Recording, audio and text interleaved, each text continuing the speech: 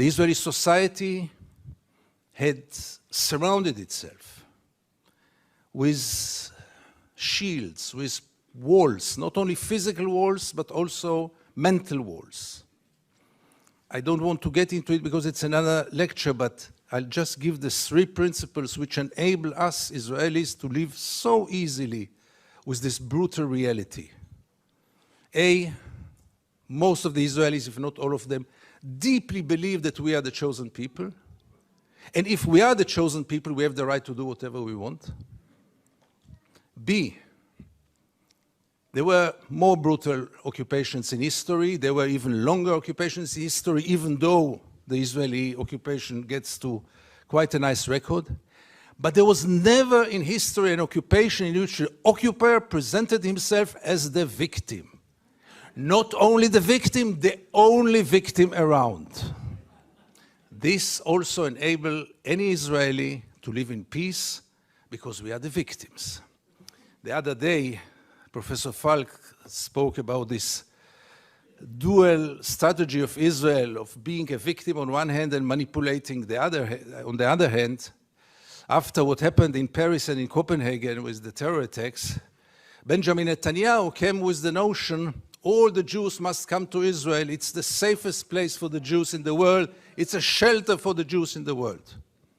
Which is wrong, because Israel is today the most dangerous place on earth for Jews, but let's put it aside. It was only 24 hours later when he said Israel is an existential threat under the Iranian bomb.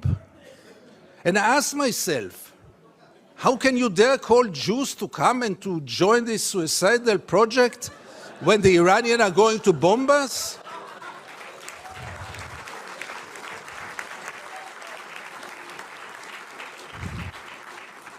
But in Israel, everything goes, and both declarations were accepted as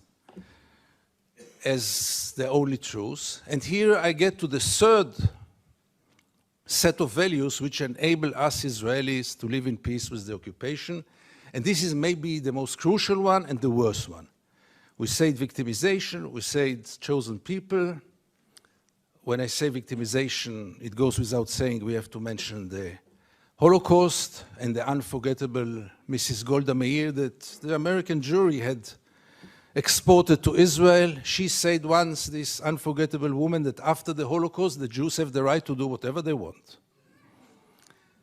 But the 3rd set of values is the most dangerous one, and this is the systematic dehumanization of the Palestinians, which enable us Israelis to live in peace with everything, because if they are not human beings like us, then there is not really a question of human rights.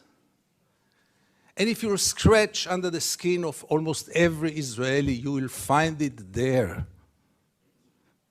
Almost no one will treat the Palestinians as equal human beings like us.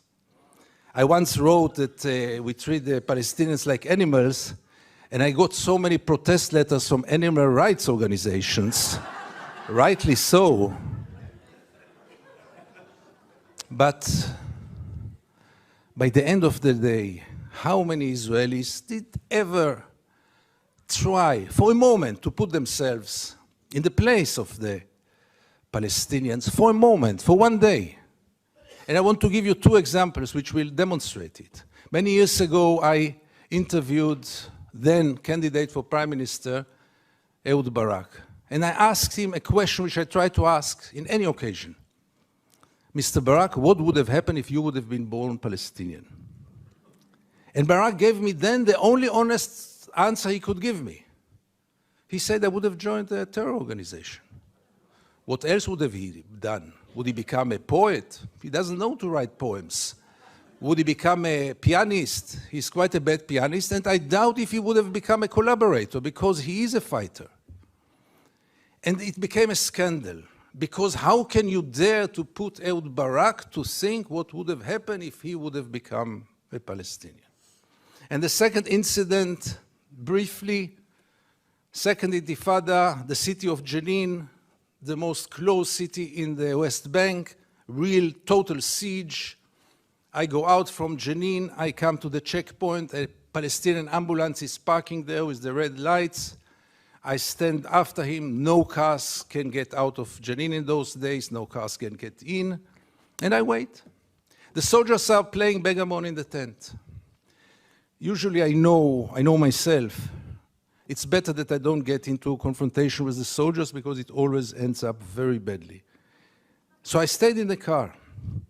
But after 40 minutes I couldn't take it.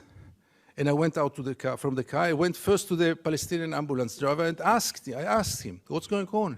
He told me that's the routine. They let me wait 1 hour until they come and check the ambulance. And I couldn't take it anymore. And I went to the soldiers. It became a confrontation. But the question that I asked them, which really brought them to direct their weapons toward me, was one. What would have happened if your father would have been lying in this ambulance? This freaked them out. They lost control.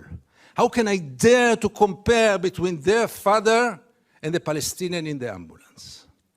And this set of beliefs that they are not human beings like us enable us, Israelis, to live in so much peace with those crimes, ongoing crime for so many years, with losing any kind of humanity, values. I heard today people talk about Jewish values.